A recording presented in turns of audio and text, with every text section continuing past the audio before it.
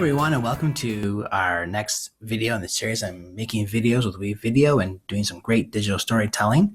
In the first video, we talked a lot about what digital storytelling is, and I shared some examples of some of the stories that I've used and I've created with my students.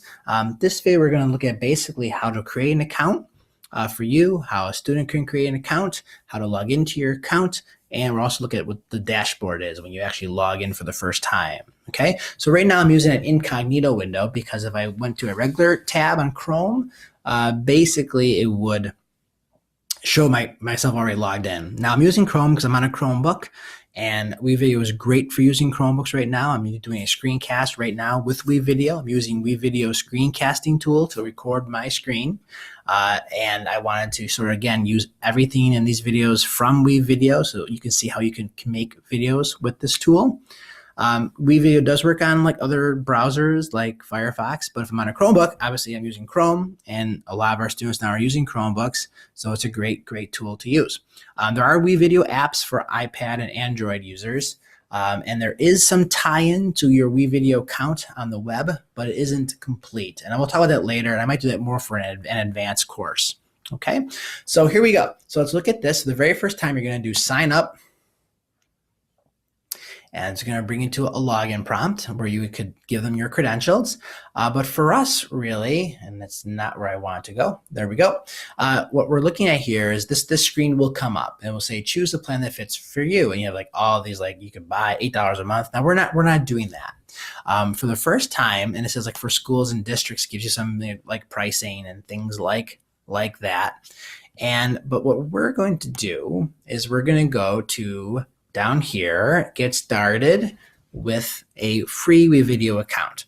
Now, I have some access to some licenses for the full version of WeVideo that I'm using as a pilot program this year with some Clarence teachers to get them acclimated to this. And we're trying to build enough interest that the district will buy more and more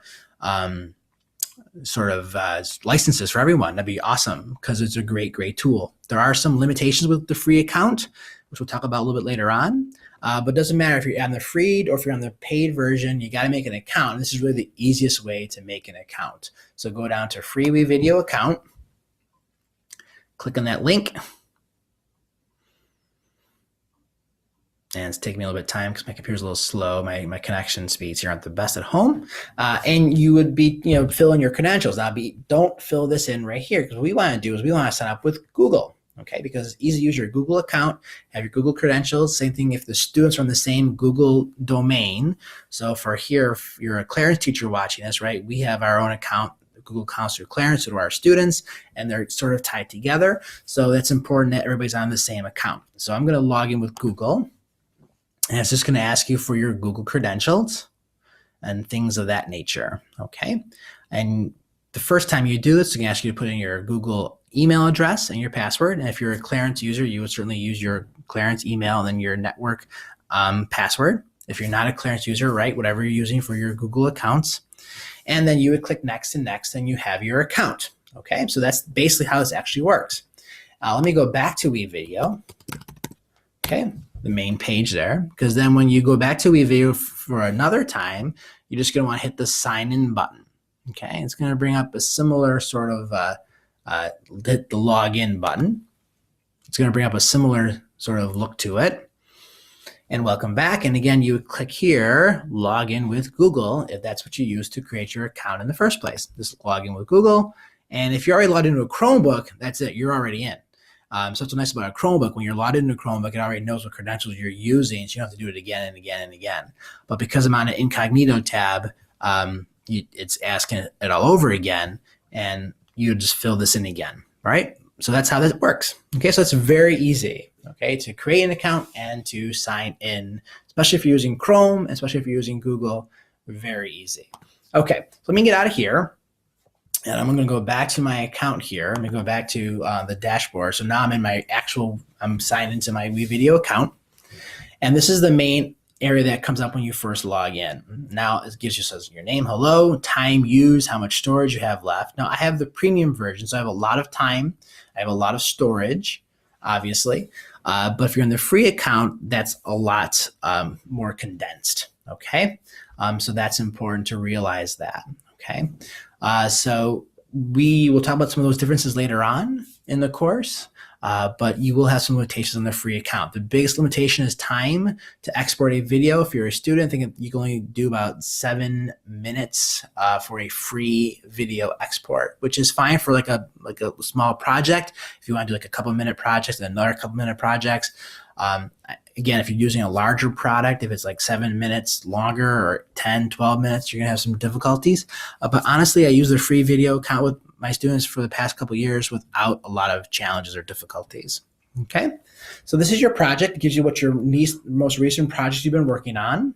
You can create a very new project or video edit rate from the dashboard. We'll talk about these differences later on, what this actually means.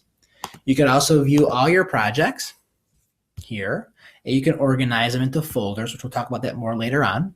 Okay, and this is also the projects tab here. So I go back to the dashboard, you hit projects, it brings you basically to this tab as well. Okay, then you can click on the media tab, and this shows you all the media you've uploaded to your WeVideo account to use to making videos. Now we're going to get into all this later, how you do that, why you do this. Okay, but it tells you like the recordings you've made, any audio sequences, some images here that you're looking at, and you then can organize it into folders as well. And then you can also look at your videos, okay, that you've made, and you can also organize these. You hit the plus button, make a new folder if you want to put your videos into folders and organize them. Okay, you won't have the admin button, because I am actually an administrator for the school's WeVideo account. So I'm kind of in charge of the accounts, and that's why I have an administrator tab. Okay, you have some like things for notifications here, help and support. You also have your, you can manage your account. Now this is actually an important spot for students when you actually use them for the first time, if you give them the full version. So if I have the full version, I would give them a certain access code, and I would tell them to apply that access code when they went in to manage their account. All right, but that's how that would work if they had the full version of all of this. So that's basically your dashboard. That's basically how you log in and how you create an account. So I hope that was helpful. And I'm looking forward to sharing more tools and tips with WeVideo. Okay, have a great day. Take care. Bye-bye.